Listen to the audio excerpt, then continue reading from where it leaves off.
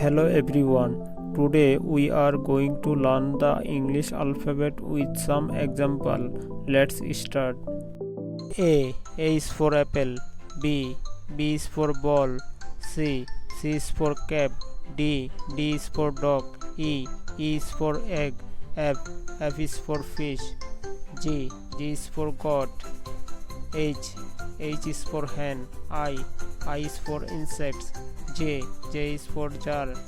K is for kite. L is for lamb. M is for moon. N is for net.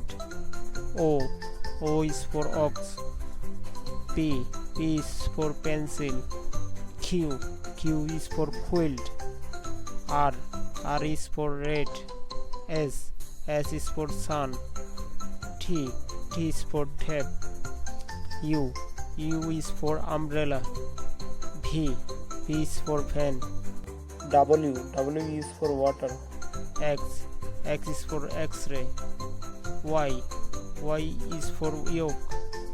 Z is for zebra.